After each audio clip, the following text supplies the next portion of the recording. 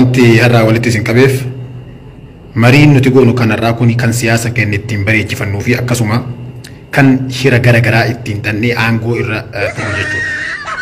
Kanumaafuu hundumti keessan haqni akka jirutti utuma beeknu aangoo dheereffachuuf jecha sirnuma kaleessa irra Oromoon ture kan sirna abbaa kootii Minilik hordofaan biyya bulchuu barbaadu. Mootummaan kun amma siidaa birbirsa gooroo buqqisee kanaa caalatti buusee jira. Naftanyaa hunda isii biyyatti galchee jira jechuudha.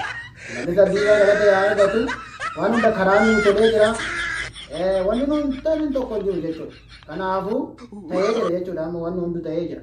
Namni Haacaaluu ajjeesellee mootuyyuu argamee jira jechuudha. Argamee jira. Inni Abiyyi matu mandaruun gore. Dhiifama Abiyyi ajjeese jechuudha.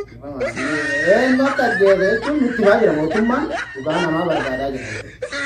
Dhugaa isaan barbaadaa mootummaan dubbii beekee jira. Inni haa dubbatu. Maal biyyu duraa waan agarre akka biyya godhe. Dhugaa Abiyyi amma akka gaafa Abiyyi agartee manatti fideetiin dinnichaa fi zayitiin uwwisati karaa makiinaa dabarsaa jiru amma waaqa nuuf haa dheeratu Abiyyi nurmin isaa. Tanammoota mataa mammarteetiin tamataa jinjaroo tanniin ni nastakakkala. Guyyaa irraa kanallee nastakakkala borillee taanee nastakakkala. Kanuma waan jedhu barbaada Abiyyi ki. Itti fufi karaa gaarii jirtaa. Dhuguma rabbiitti jarana haalli amma deemaa jiru kun mootummaa fi biyya keenya keessatti biyyattii irratti dhiibbaa fidee jira. Karaa makiinaan tokko hin darbu. Waan nyaatamu dhabamee jira. Amma uummanni Finfinnee keessaa waan nyaatu dhabee jira. Dinnichaan ol hin darbu.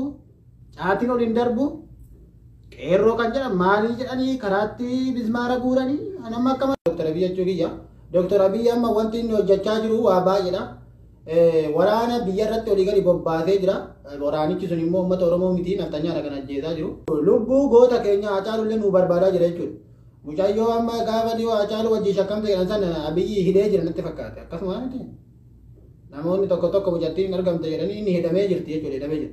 Ganaa immoo Abiyyi matuma isaayyuu nuuf hidhoodha jechuudha. Amma Abiyyi Haacaaluu eessa akka geesse matummaan Abiyyiituu nuuf hidhamuu jedha jechuudha. Inni nuuf hidhama jechuudha. Hin abdiin irraa qabna.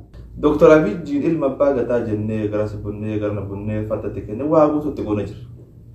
Waan Oromoon haasa'u waan biraa waan Abiyyi itti jiru waan biraa muummichi ministeeraa matu jedhami.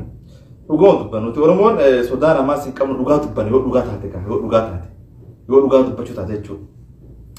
Yeroo kana keessa biyyi Tigraay nagaan jiraataa jirti. Naannoon Amaaraa nagaan jiraataa jirti. Kan biyya kana hoogganaa jiru Oromoo jedhan Abiyyi Oromoodha jennu. Qeerroon keenya kan amma dhumaa jiru kun maaliif dhumaa jira? Qeerroon keenya kun maaliif barbaadee dhumutti jira? Maal barbaadaa jira? Maal barbaadu jira? Kun gaaffii tokko. Jaarsolee irraa wasitti qaaqutuun guutuun isii mataasaban takkatti isaa sirrii miti. Bilaashoo mallaqa illee nyaatanii hin nyaanne. Maali maal sodaattan kun mootummaan ajjaamee amma dhufee dhahaa dhugamaa na godhama hayyoota Oromoo dhajjira miti. Yoo biyya kana bulchuu barbaade deemi hayyoota Oromoo yaasi deemi ijoollee ta'ee dhagaa yaasi deemi Jawaar Mohaammed Faa yaasi saniin booda akka mataa keetan umrii hojjetan saba kiyya wareegamuu barbaadachuudha. Sabsabaa keessatti akka illee hin jiru deemi akiima waa'ee gubbaa sanii kiima guurina okay kan nuti bin jiru. Carraan baganaa kennamee bakka kanatti dhiyaata. An akka qeerroo tokkootti waan jechuu barbaada. Haasaa majaarsicha reefu gaabii adii uffatu san tokkochaa malee haasaan jira kaan inni tokkochi naan ta'an. Ana bii fuullee kee jira kun haadha ga'u. Ati naftanyaa. Osoo naftanyaa ta'uu baattee hayyoota Oromoo qabdee hidhatti hin geessu. Hayyoonni dhugaa bituu dubbata dhaammachitti hin jira jechuudha. Dhaammachaa jira waan ta'eef asii gabbee yaadu. Nageessa.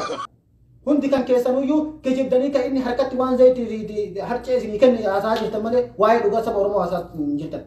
Hayyoota Oromoo hidhuun sirrii miti. Mee amma Itoophiyaan isin farsan sun eessa jirtire Itoophiyaan bara Oromiyaadha. Oromiyaa san amma wanni silaa deemaa jiru guutuu isin harkatti dhaabate daldalli isin harkatti dhaabate makiinaan karaan deemu intarneetii illee cufate kan hin gaddalan intarneetii illee.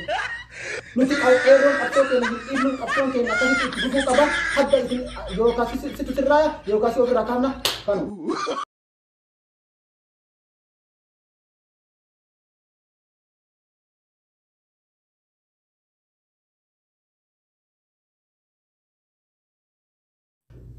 Ammas taanan akka biyyattiin tun nagaa yoo taatu akka ta'u taate biyyattiin tun qeerroo akka jirti beeku.